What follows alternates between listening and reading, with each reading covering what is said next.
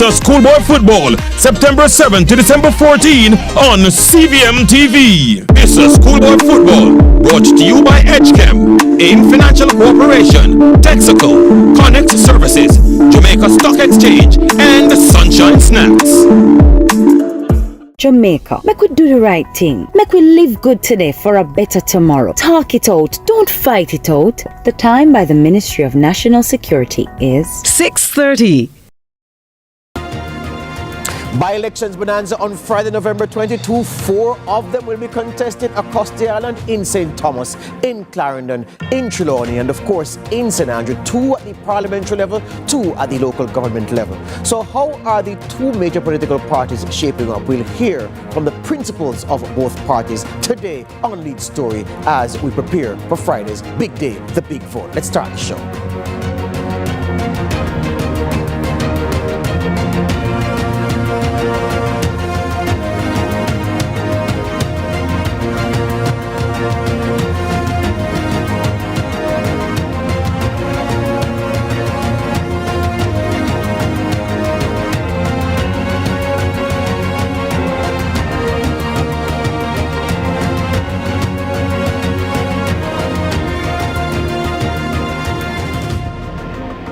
Welcome to Lead Story on this Thursday, November 21, the day before the big day. 4 by-elections set to be contested on Friday, November 22. We have a race at 2 municipal corporations, or in 2 municipal corporations. In Clarendon, the Ainan Town division is up for grabs, and by grabs I literally mean it that way because the race is so competitive up there. In Morant Bay, it's also up for grabs because the word from the ground is that it's a very keenly fought division, Morant Bay, in the St. Thomas Municipal Corporation. So those are the 2 local government election races, and 2 at the parliamentary level, South Trelawny and Northwest St. Andrew. Both of them have strong JLP candidates.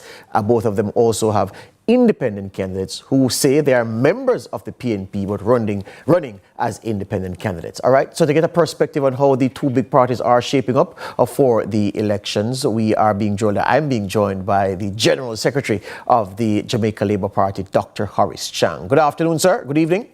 Good afternoon. Are you hearing me? I'm hearing you loud and clear. Are you hearing me? I'm hearing you now. Excellent. Choppy at the beginning. Good. We're good now. Right. All right, Dr. Chang, let's start with the Ainan Town division in Clarendon. How is the JLP on the ground ahead of Friday's vote? Well, we have 2 local government elections. There is that in Ainan Town and Morant Bay.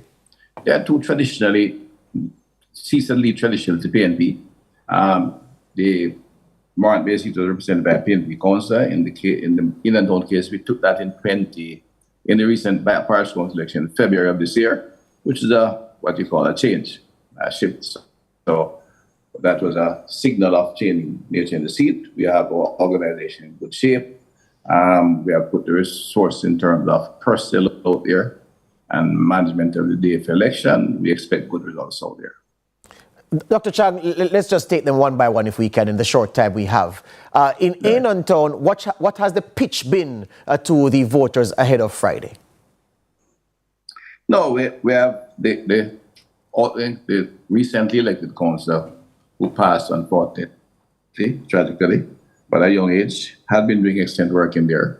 The member of parliament has served well in the seat as well and has an extensive organization there, and we expect the people to respond with quality representation compared to what they had before. Leadership is what I think the general population is looking for, and I think the outgoing council who passed provides quality leadership supported by the member of parliament, who is an outstanding member of parliament. So we expect that to carry the ball. There are still issues out there in terms of what the nature of the seat is. A deep rural seat. It has had significant rural infrastructure problems and other issues. But they have had extensive leadership from the member of parliament and the council. We expect that to bring results.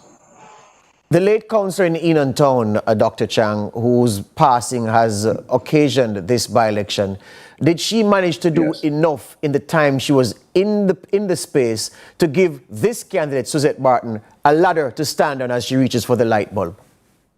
It was a short stay, but she did very well. She was an outstanding young councillor, and she had been working in the constituency before. She was well liked, well known. She's a teacher, So is our successor, who was well liked by both our students and parents, but the wider community as she had embarked on a number of community activities throughout the area. I've seen the work of the Member of Parliament and our council out there in this extent organization, so we expect something good out of that. Morant Bay. I think the Jamaican population, even the local level, now looking at leadership, knowing quite well that all the issues are not resolved in one term, quite frankly. That's the reality out there. And they're looking today for those who can speak strongly on their behalf and represent their interests and the best interests of the community. Hear you on that. Morant Bay Division now, that's a big contest for you. Winston Dowie, your man out there going up against Rosemary Shaw, who was for some time a part of the JLP, former mayor of the parish capital in St. Thomas. That particular race, I hear my sources are telling me, Dr. Chang, that is almost hand-to-hand combat down there. The race is so close. It has become close, and it's a good sign for us. We have put some effort in it, and the young candidate, a teacher by profession as well, is a good young man, and we have put human resources out there to help him manage and organize the seat, and the response has been good, very good on the ground, but so we are leading the challenges. So we are portraying him as a young member of the young citizens from St. Thomas who want to serve people and has done so both professionally in his capacity as an outstanding teacher in an area in Morant Bay, but more so he would transfer that quality of leadership to the community. As I said, I think overall what the country and the population of various constituencies are looking for now is leadership. They have become fully aware that all problems will be solved in a short time. Much has been done by the Jamaica Labour Party. Morant Bay is one place where we have put in the new town centre, which is driving new life up there. The highway, which caused some problems in construction, is in fact leading to new economic activity going east and make the area much more accessible. But significant work has been done at the community level. Work is being done, more needs to be done, and I think the population realize that. What they want to look for is who will speak up for them and who will carry the ball in difficult circumstances, and they are confident. Yeah. We are confident that the young teacher out there will win the confidence of the voters out there. What you said, it's a tough seat. Yeah, hear you on that. Hold the line, Dr. Chang. Just take a quick break and coming right back. Have the JLP General Secretary, Dr. Horace Chang, on the line ahead of the by-elections, 4 of them on Friday.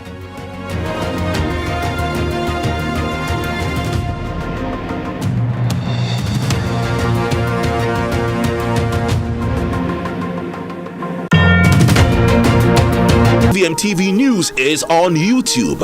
Get up-to-date news, sports, and business content at CVM TV News anytime, anywhere. Subscribe now to CVM TV News to see it happen.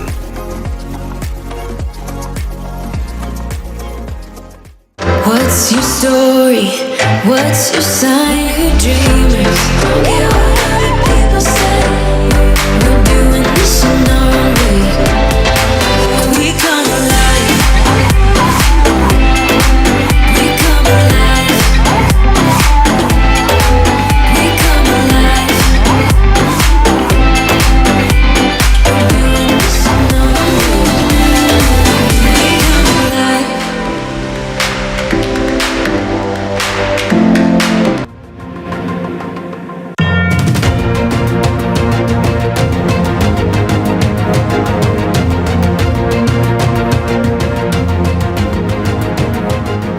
Back with us on Lead Story, talking about the 4 by-elections to be held in Jamaica on Friday. 2 at the parliamentary level, 2 at the local governmental level. Edentown in Clarendon, that's the Edentown division in the Clarendon Municipal Corporation, Morant Bay division in the St. Thomas Municipal Corporation, Northwest St. Andrew and South Trelawny. Those are the 2 at the parliamentary level. I have the JLP General Secretary with me, Dr. Horace Chang, for just a few more minutes. Dr. Chang, inside and outside the JLP, it is being said that your Member of Parliament in Eastern St. Thomas, Dr. Michelle Charles, is not that popular with her people.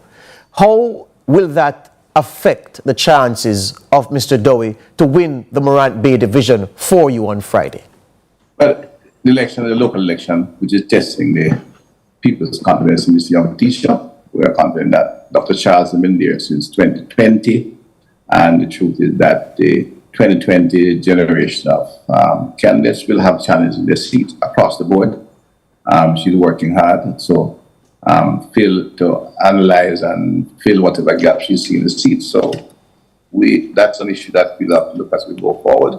And I think she's herself is sensitive to any issues arising in the constituency. She knows the seat very well, although she's a 2020 elected MP. I don't think it will impact too seriously the young candidate we have out there. And we have, as I said, put in place human resources. We have a full team of our young campaign leadership out there, and they're doing an excellent job. And are, in fact, engaging both the workers of the party as well as the general population of the division to reassure them and also to give them the required message, I think, to get us across the finish line. I want to, of course, ask you about the conference coming up on Sunday, but just before that, so at the local government level, Edentown and Morant Bay, is your canvas showing you 2-0, or is it 1-1, or you're going to lose 2-0? What's the canvas showing you? We have done good work in there. We expect good results at this point in time, right? You expect good results, but you're not willing to call it? No, I'm not calling it up. We expect good results with a strong team. They're both strong traditionally. Traditionally, both lead to the PNP. We took it in February with an excellent candidate, Edentown, and we expect to take it back with this young teacher. But they are, as I said, have a historical leading, and while we are looking good in the numbers, I just say, as the old saying goes, the ball is round, and you wait until the final whistle. Hear you on that. We expect good results. The two parliamentary races, you have two proven candidates of different shades. Marisa Dalrymple-Philibert is a proven campaigner at the parliamentary level. Dwayne Smith is a proven campaigner at the municipal corporation level, taking the step up now to get a seat in the big house. Your candidates are being challenged by two stalking horses who are independent candidates on paper, but say they are PNP members, fully paid up members of the PNP. What role do you think that will play in the outcome in those two parliamentary seats on Friday? Well, I'm not sure the rationale behind sending two candidates as independents, because Jamaicans don't vote for independents in any way, so they're not really good stalking horses. Mr. Marshall is up in St. Andrew. He's not well known in that area. He was actually a member of Parliament in Northern Florida. So, except for his identity as a former Speaker of the House a long time ago, in the PNP, there's not much identity. Much identify with the constituency of that area. And Dwayne is an excellent young candidate. He was councillor in one of the division up there. His father was some years back the member of Parliament for many years. And the JLP organization there is well oiled and ready to organize and pull the voters out on election day. I don't expect extremely high turnout, but to be a good turnout for Dwayne, and of course we'll retain the seat. It's still a little bit irrational to see why the PNP would use someone of that background as a starting horse. Don't think it'll have much impact on the outcome of the election or the turnout of the voters. Over in Trelawny, the Mr. Guinness is of a younger generation. He was a JLP councillor who resigned over in dispute with his member of Parliament, went to the PNP. So he's been very active. He was PNP creator at one time. But again, he will have any impact on the act out there. The PNP is giving him some support. They're out in there, campaigning on nomination day, and he's getting support quietly from other elements in the constituency. But Mr. Dalrymple said not only a seasoned campaigner, she's an excellent campaigner. She's well liked by her constituency, which is why she's back in there to serve out her term after leaving Parliament for a short while. But on the ground, as an organizer, you don't find anyone much better than the Marisa Dalrymple. So, we expect to see good results out there. All right, Dr. Chang, I crave your indulgence just for a little bit, because the next question will have to do with the annual conference on Sunday. But I have to take this break and come right back. This is Lead Story on CVM TV.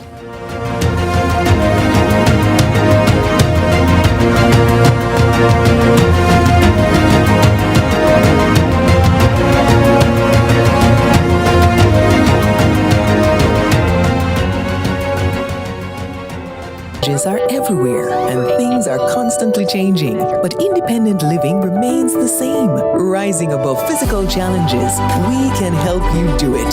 For years, we have been Jamaica's trusted provider for solutions to improve patient care, safety, and general quality of life. No matter your age or your physical limitation, we are the caring store, waiting to serve you. It's time to experience independent living. Visit us today. When the food sweet, we dance. When the vibe nice. The time by Grace. Taste that moves you is 6:45.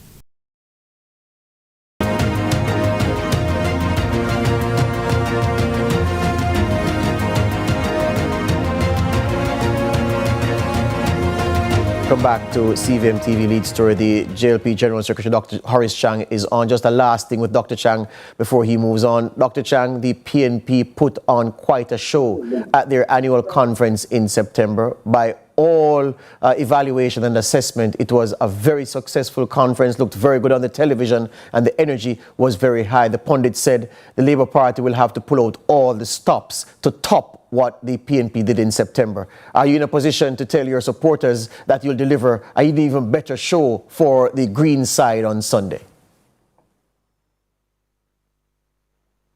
Dr. Chang? Dr. Chang? I'm not hearing Dr. Chang. All right, we look like we lost Dr. Chang. So we're going to change gears and instead speak to the PNP General Secretary, Dr. Dayton Campbell. Of course, the PNP has There's much activity proceeding, leading from this. Are you hearing me? Yeah, I'm hearing you now. Proceed. Okay, sorry. I'm saying we'll put on a much better show than the PNP, I have no doubt. And we will also have a much stronger message that will be able to outline what we have done to lay a strong foundation for growth and development in the country. And that the programs to come will, in fact, really begin to move our population from poverty to prosperity, as to bring greater equity to all the people out there. I'm confident the Jamaicans appreciate that message, understand what it means to go forward, and that the Labour Party and its Prime Minister is the best prepared to lead our country into the new era.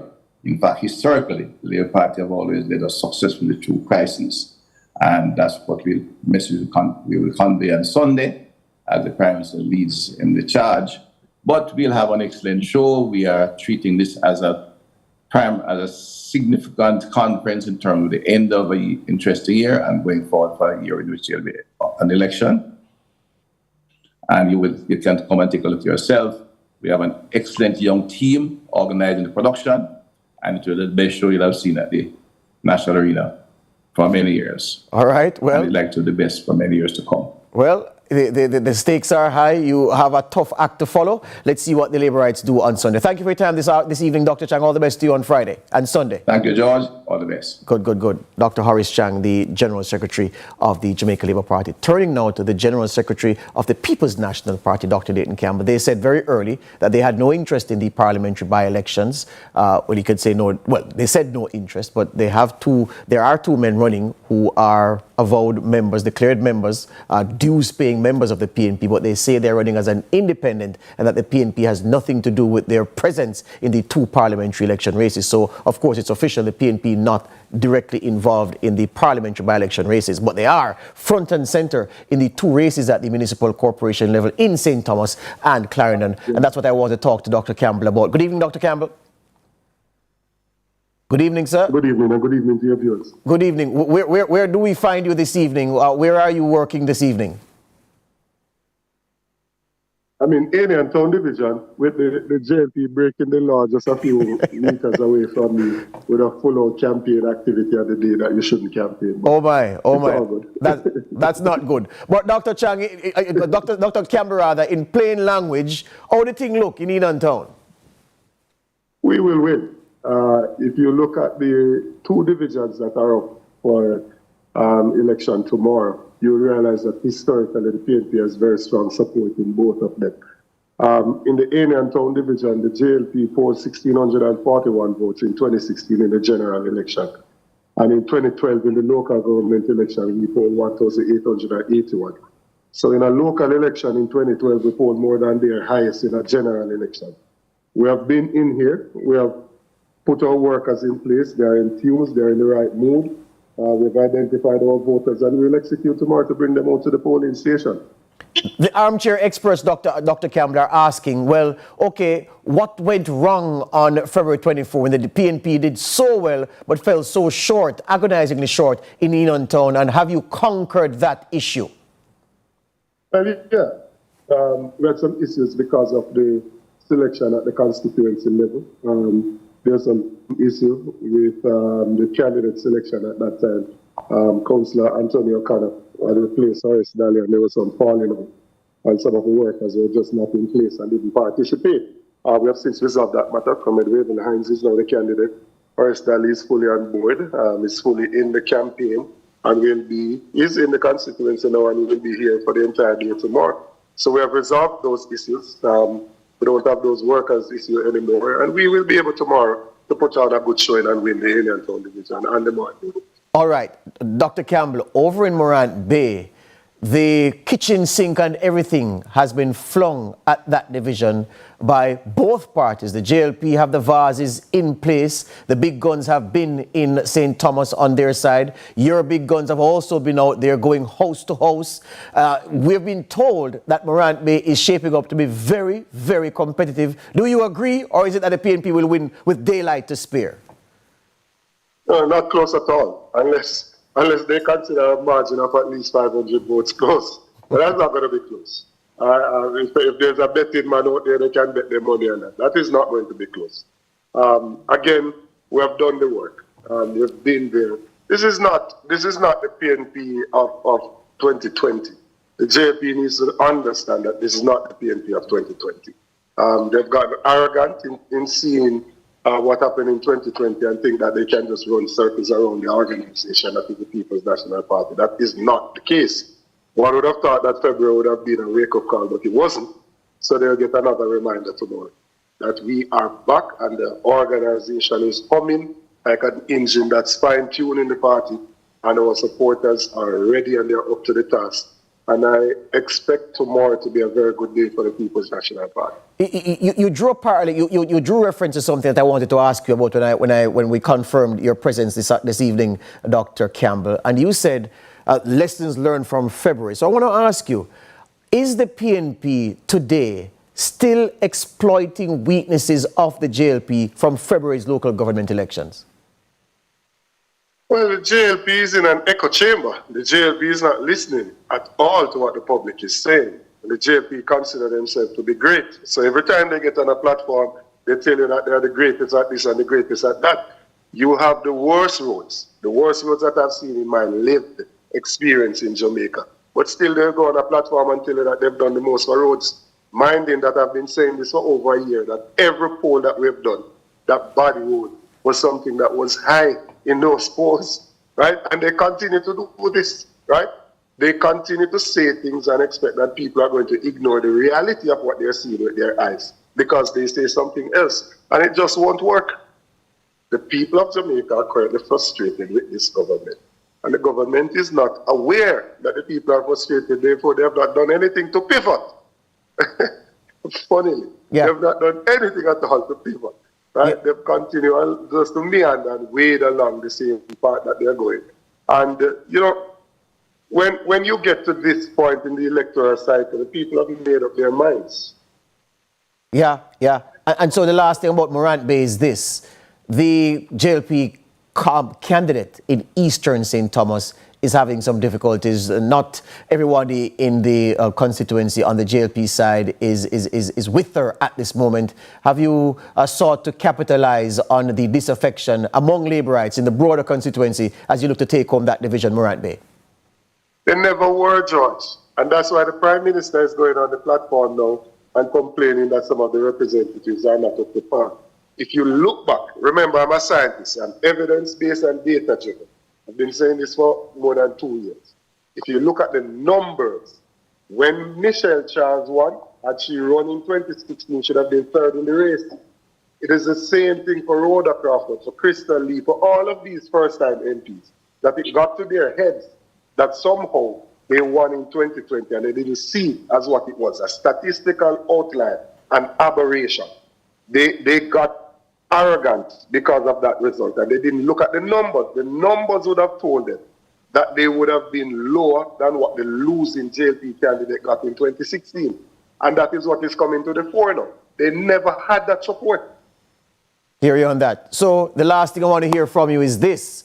The two races that you have the interest in, you have strong candidates in on Friday. Is your numbers report showing you 2-0? 2-0. 2-0. Hear you on that. Good luck and all the best, Dr. Dayton Campbell.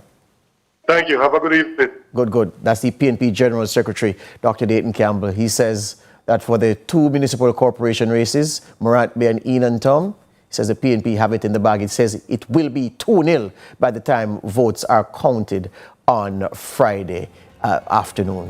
Polls close at about 5 o'clock. Certainly by 6:30 thereabouts, a winner will emerge in both those races, along with the two by-elections for the parliamentary vacancies, Northwest St. Andrew and South Trelawny. Both of those are expected to go with the JLP, but Dayton Campbell says 2-0. Dr. Horace Chang says he's not calling it, but he says he's confident, quietly confident, that the JLP have enough to get the job done, especially in Enantown. And he makes the point, Dr. Chang does, that both seats are traditional PNP seats, so the JLP is working against history. That's my time here on Lead Story. Nika Lewis has run into the studio, literally run, and she's fast, and she's getting ready to present the news at 7.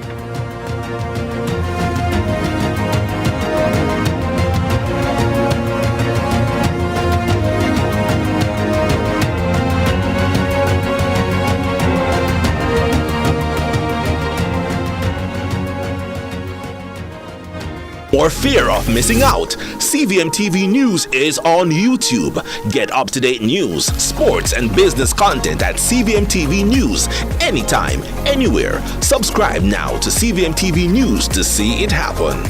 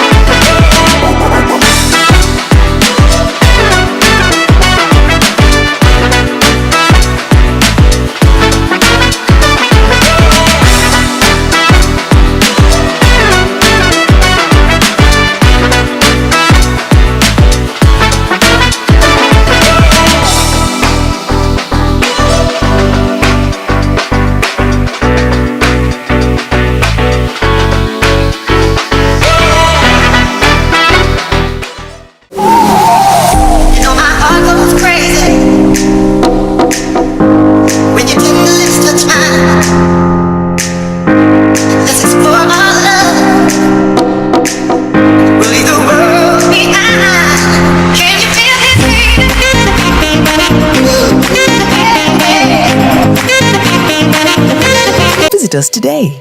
What's your story? What's your sign? Who dreamers? Don't care what other people say. We're doing this in our own way. We come alive. We come alive. We come alive. We're doing this in our own way. We come alive.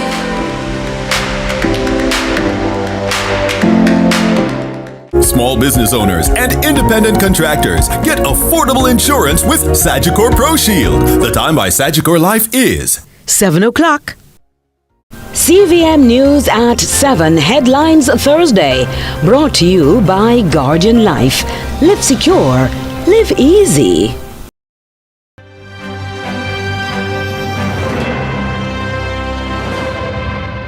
Tonight in CVM News at 7, Jamaica votes again as by-elections near. Bomb scares rock Kingston and St Andrew. And Fitzbailey named Acting Commissioner of Police in Turks and Caicos Islands. Also this evening, in the Business Report, FESCO on a fast track of expansion. While in sports, Wendy's captain says team ready for Bangladesh test.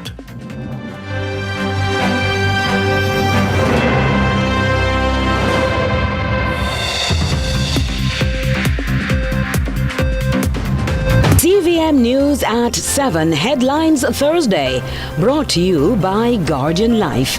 Live secure, live easy. Should critical illness strike, don't let worry fill your head.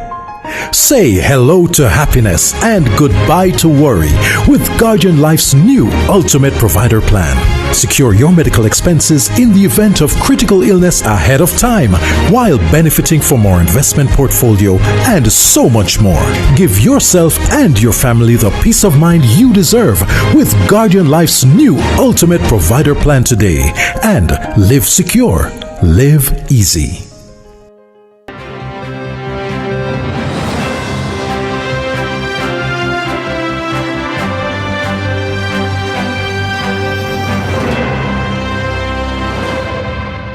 From Kingston, Jamaica, this is CVM News at 7. It's Thursday, November 21, 2024. Thanks so much for joining us. I'm Nika Lewis. Jamaica's political landscape is heating up as the country heads into critical by-elections. From Trelawny Southern to to St. Andrew Northwest and beyond, these contests feature high-profile candidates, legal drama, and political turncoats vying for power. With more, here's Ramon Gordon. Thank you, Nika, and a very good evening to you all watching at home. Jamaica is set to hold 4 by-elections on November 22, that's tomorrow, to fill vacancies in 2 parliamentary constituencies and 2 municipal divisions. These elections are in the spotlight due to the high-profile candidates and the events that created the vacancies. We begin in Trelawny Southern, where the JLP's Marissa Dalrymple Philibert returned to the political stage under a cloud of controversy. Her initial departure, a resignation. In September 2023, the Integrity Commission recommended charges against her for allegedly making false statements in her statutory declarations, a matter still before the court. There was no law that said I had to resign. There was nobody forcing me to resign. But I always say that I have to be guided by my own conscience. When I get into my bed at nights, I must be able to sleep comfortably. Despite the pending legal matter, she was reselected by the JLP, reportedly due to strong support from her constituents. She does have quite a popular support in the constituency. You know, it's really the will of the people, and we will see the will of the people exercised in the by-election. She faces independent candidate Lloyd Mosey Gillings, a political turncoat. Dalrymple Philibert defeated him in 2020. I know I may be a David, but I believe I'm the right person to bring back South Trelawny and put it back where it used to be. Over in St. Andrew Northwest, Dwayne Smith, son of former MP Derek Smith, is gearing up to carry the JLP's baton to the finish line. Quite happy, I'm satisfied. I am happy that I finally got the opportunity to serve at this level. I must thank my party leader and deputy leader and members of the hierarchy of the Jamaica Labour Party who have shown confidence in me. His campaign for the seat, once held by former Finance Minister Dr. Nigel Clark, faces some competition, with former House Speaker Carl Marshall throwing his hat into the ring. I gather there are 2 other candidates who have nominated. Take the election serious and come out and cast your ballot in favor of Dwayne Smith. At the municipal level, we head to the Ainham Town Division in Clarendon North, where the JLP's Suzette Barton takes on the PNP's Delroy Dawson. You can see the mood of the people. The fever is high, the momentum is there, and we will win. I am very, very much confident that we will retain this seat because this is a PNP stronghold, but in the last election, most of our comrades never come out to vote, but they are motivated and ready now to go. And in the Morant Bay division, heavyweight and JLP turncoat Yvonne Shaw is set to challenge political newcomer and educator, the JLP's Winston Downey. You have to be out there to understand the nature of what you're getting into. Do you understand what you're getting yourself into? Well, basically, I am learning. Of the electors on this voters list, 11,300, and I know most of them. So I will be working for the people of Morant Bay division, and by extension, the people of Eastern St. Thomas. The by-elections come just a few days before the JLP hosts its 74th annual conference, and 2 days after the Prime Minister announced plans to pivot on the economy amid discontent in the tourism sector and over-road conditions. Back to you, Nika. Thanks, Ramon. And hopes are rising even higher on both major political sides as the by-elections curtains raise for the 4 contests slated for Friday. When CVM News caught up with the representatives of both the PNP and the JLP, they expressed confidence. Despite not contesting any of the constituency by-elections come Friday, the opposition People's National Party is confident that its candidates for the divisional races will shine. We have ensured that we've communicated our message, our mission, our objectives to the people in the divisions, and we are confident that they've also agreed that the People's National Party is the best vehicle to represent them and their interests. So tomorrow we're going in to do the mission as we've set out to achieve it. On the matter of whether so many independent candidates, formerly members of the party, now contesting seats was a tactic used to indirectly challenge, she is adamant. The People's National Party has been clear from the get-go. We would not be contesting any by-election in any constituency. However, the divisions where we've lost persons as a result of death, and for whatever other reason, the PNP would field candidates. So we have not fielded any candidate in any other constituency. And in fact, we see it as a grand waste of country's resources, and we do not support it one bit. And what about recent rhetoric that the party is scared to lose why it hasn't contested at the constituency level? Burchell countered, saying, I think a candidate from the Jamaica Labour Party running against themselves should be scared, because tomorrow will tell the level of support they have, even without a formidable opponent from the People's National Party. When the PNP goes into a contest, the outcome, of course, will be different. And when Andrew Holness calls the election, that will be time enough for us to show that. Meanwhile, the Jamaica Labour Party's team in the various spaces told the CVM News they are equally confident of victory at the closing of polls. Active on the ground in Ainan Town is Deputy General Secretary and Region 3 Head, Dr. Andrew Wheatley. We are very confident that we will retain the Ainan Town division tomorrow. We have put in all the work.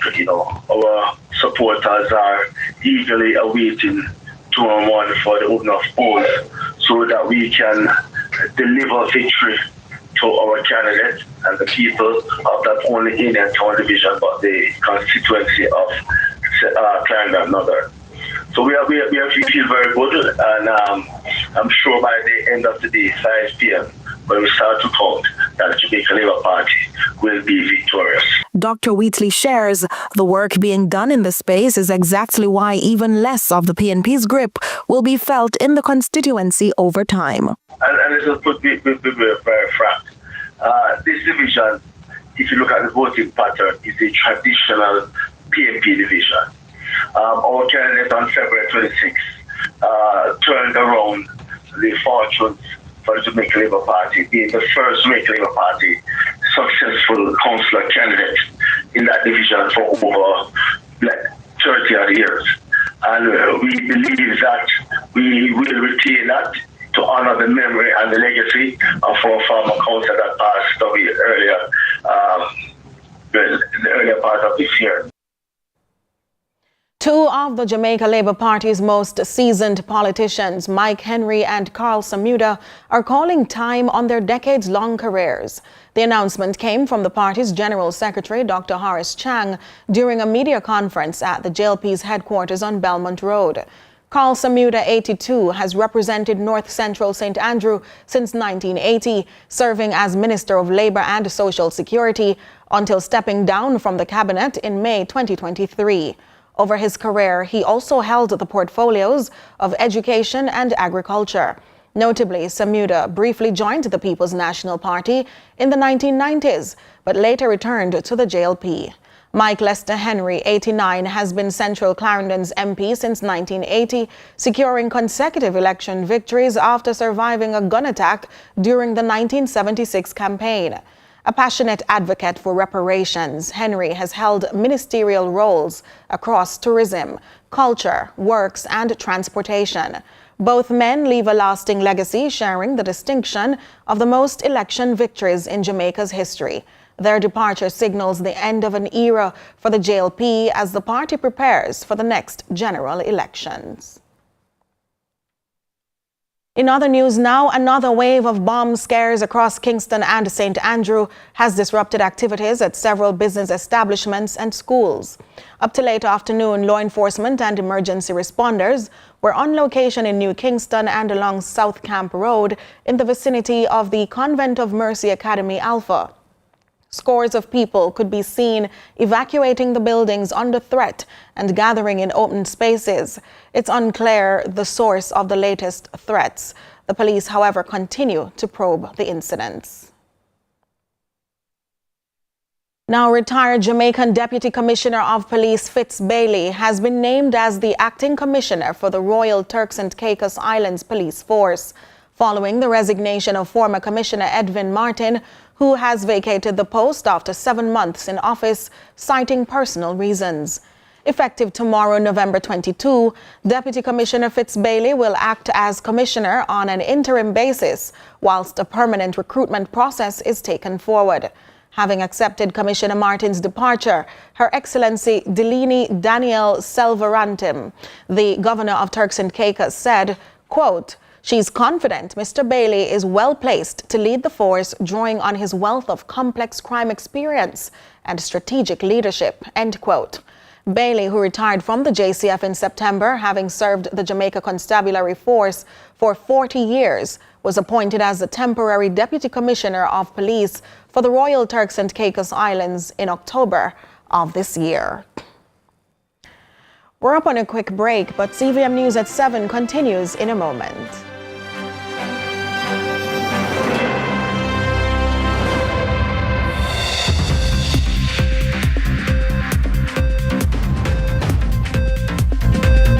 To the future. Join the JPS Foundation at the Climate Action Conference and Expo on November 30 at the Chinese Benevolent Association, hosted by CJ Sparks and Paula Ann Porter-Jones. Explore Sustainability City, meet our Power Up Energy Club Innovation Challenge finalists, and check out career options at the Career Corner. Test drive electric cars and dive into cutting-edge tech. Plus, our immersive teaching tunnel will show you how you can take action for a sustainable future. Follow us on IG and Facebook at JPS Foundation to learn more. Drop a bag at Quartz early this weekend and get things at Quartz Black Friday. This Friday, November 22, first 5 customers who spend 65 grand and more get one free 32-inch MasterTech TV. Saturday, November 23, first 10 customers who spend 30 grand and more get one free MasterTech air fryer. Sunday, November 24, first 20 customers who spend 15 grand and more get one free KFC Big Deal voucher. Come drop a bag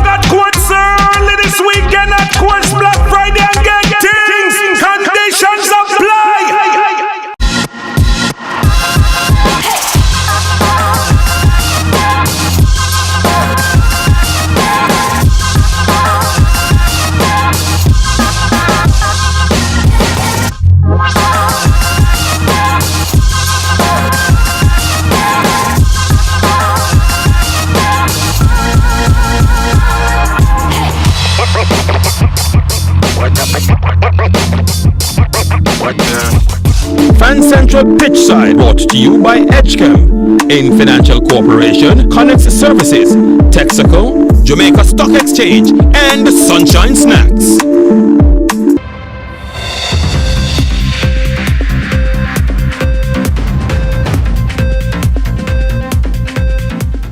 Welcome back. In this CVM News follow-up, the Child Protection and Family Services Agency, the CPFSA, has stepped in following a tragic fire in Mountain View, Kingston last week. The agency has taken the young survivor into its care and it's offering critical support to aid his recovery. Shante McNeil has that story.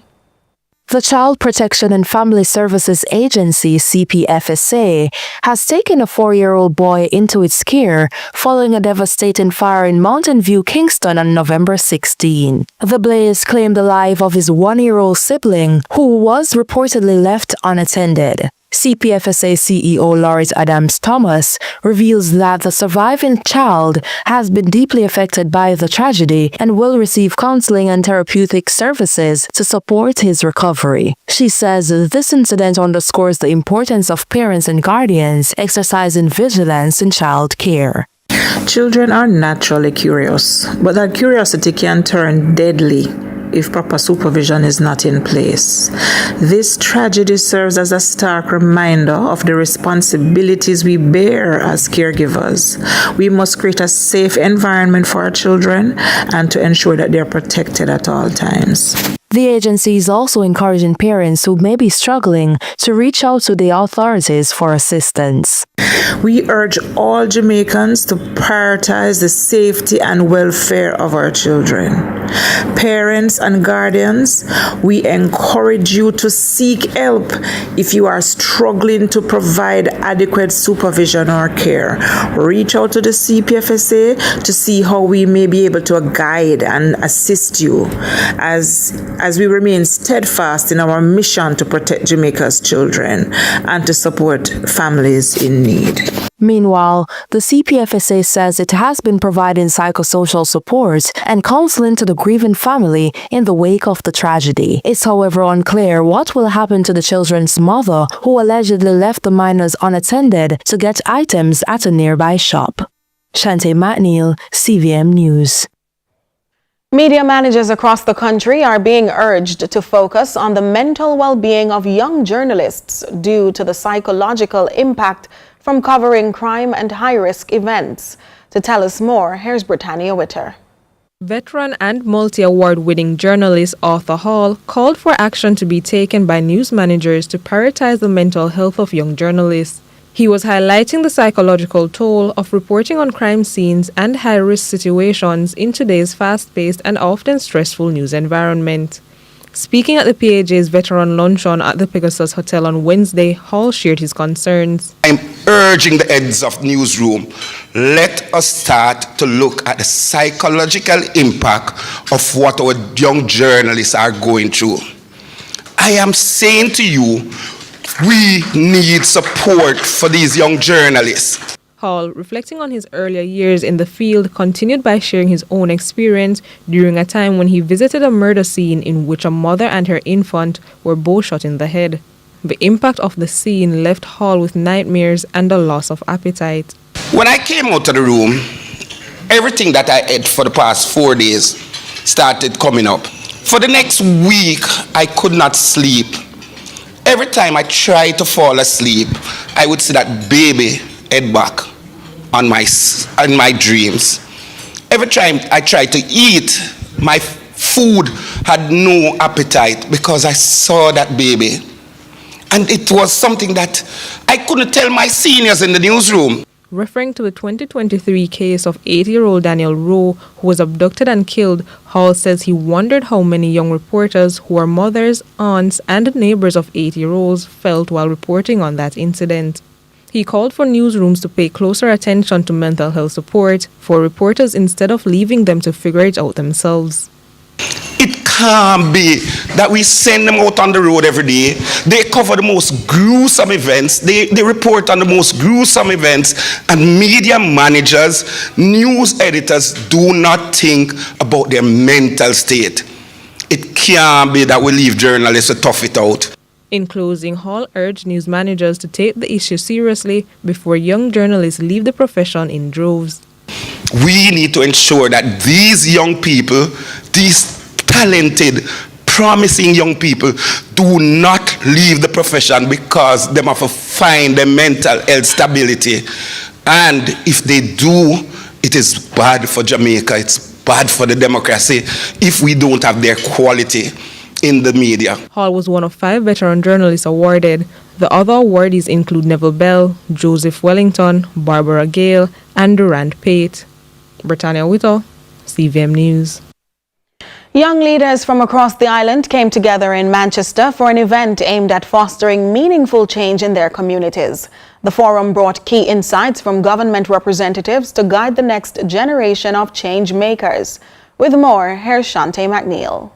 Over 200 junior councillors and youth mayors from across the island gathered on Monday at the inaugural Youth Councillors Forum held at the Gulfview Hotel in Mandeville, Manchester. Under the theme, Local Government at Work, Facing the Future Together, the event featured panel discussions with local government officials and representatives from affiliate agencies, sharing valuable insights and strategies to empower young leaders to become catalysts for change in their communities. Representative from the Social Development Commission, Omar Frith, one of the panelists, advised the youth councillors on ways to shape community policies. Allow yourself to be mentored by someone who is actually in the space working.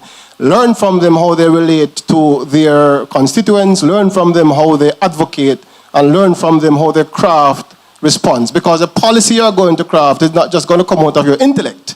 It's based on the consultations you'd have had with people. And while establishing that one of the aims of the forum is to bridge the gap between society's youth and their local government and its affiliate agencies, Director General of ODPEM, Richard Thompson, shared other useful ways youth councillors play their part. Get involved in those organizations. Be members of the Red Cross group within your schools.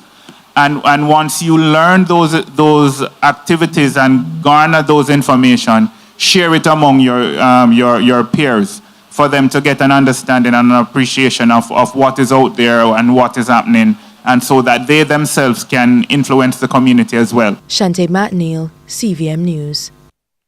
Stay with us. CVM News at 7 continues in a moment.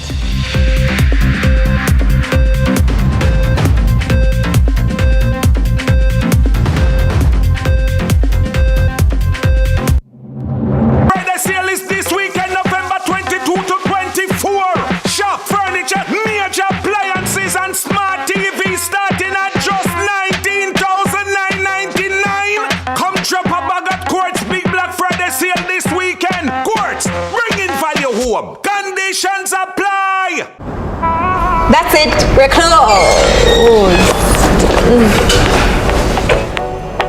I am so sorry. We only have 3 patties left.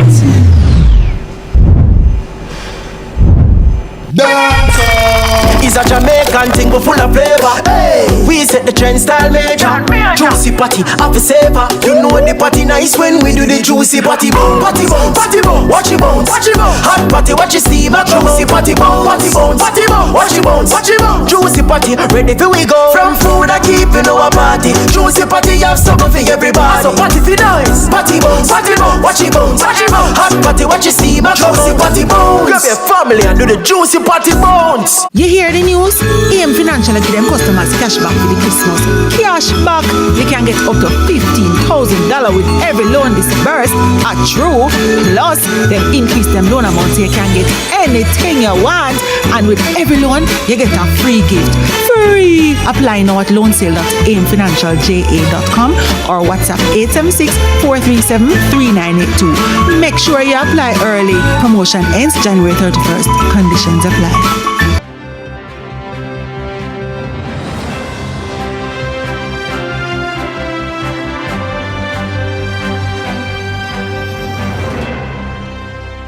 Welcome back. It's now time for our business report with Joel Crossgill.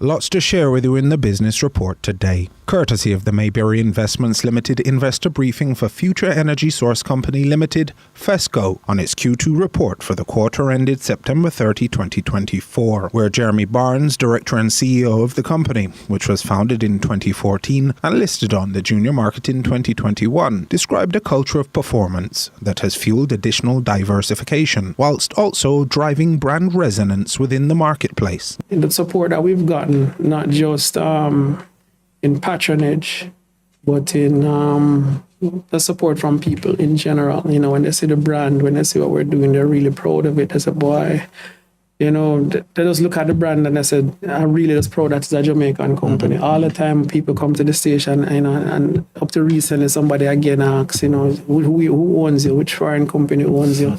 And I have to tell them, no, it's a Jamaican company. One that in 3 years since listing now sees a number of its initial milestones in the rearview mirrors. So when we entered the market, when we did our IPO back in 2021, at about 4.65% market share of the transportation fuels market.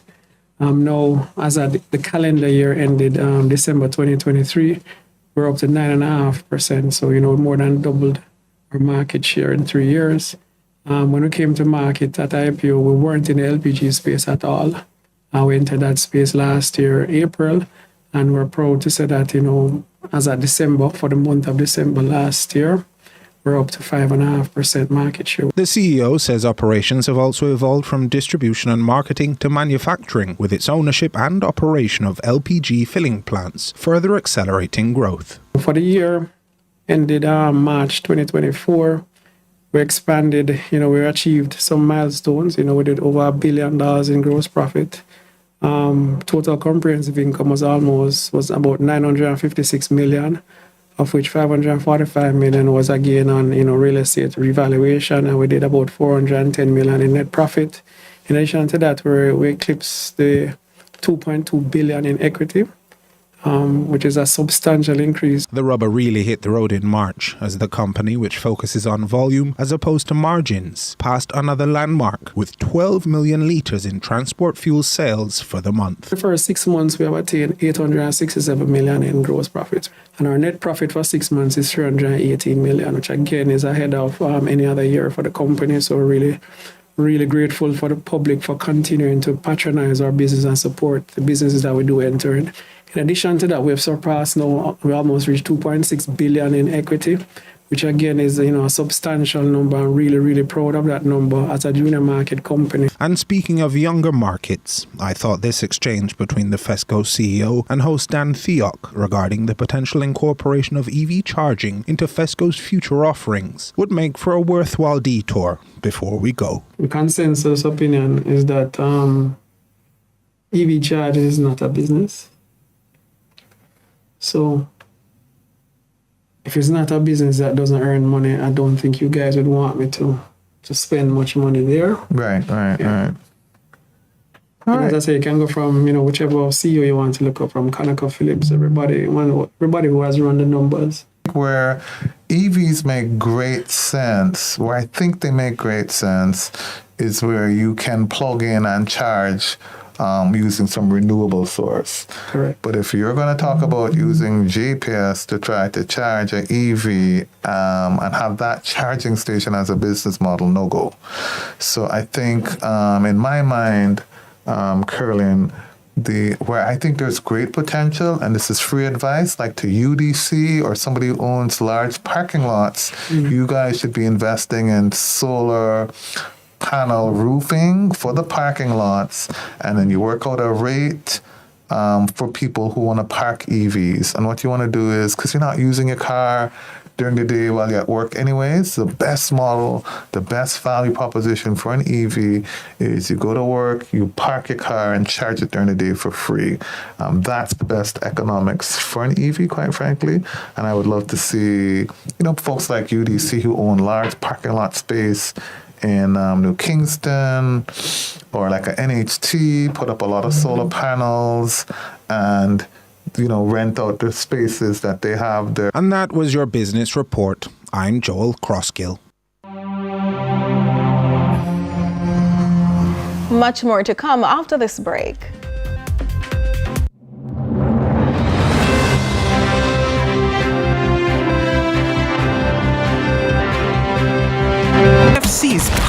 chicken. Now available in barbecue. KFC, it's finger-licking good. The time by KFC is 7:30. During the Big Brother Christmas Sports Ready Cash will give to you 10 hams for baking, 9 party tickets, 8 phones are ringing, 7 air fryers, 6 cash backs, 5 shopping sprees, 4 smart TVs, 3 100 grand, 2 200 grand, and a big check for 500 G. Take a Quartz Ready Cash loan of $55,000 or more between now and December 26th for a chance to win one of 55 amazing prizes. Authorized under Section 58.3 of the Betting, Gaming and Lotteries Act. Quartz Ready Cash, ready when you are. Conditions apply.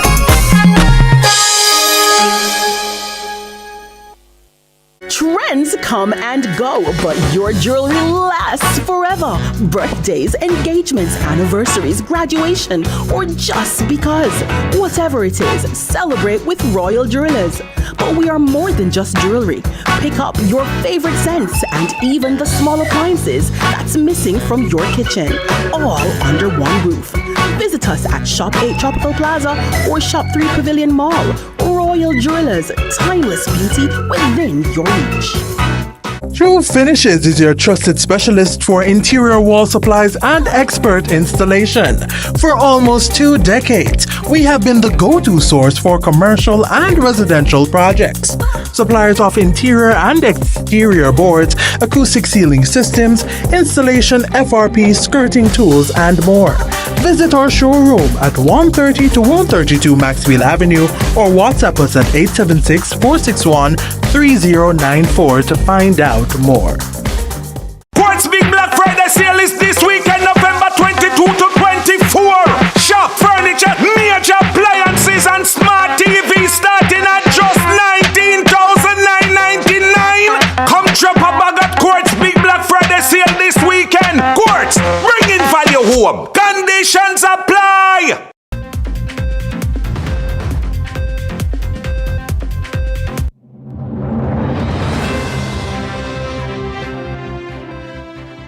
Thanks for staying with us. The University of the West Indies Discovery Bay Marine Laboratory is leading a wave in marine conservation with a newly held workshop focused on the restoration of the queen conch population. We hear more in this report from Britannia Witter.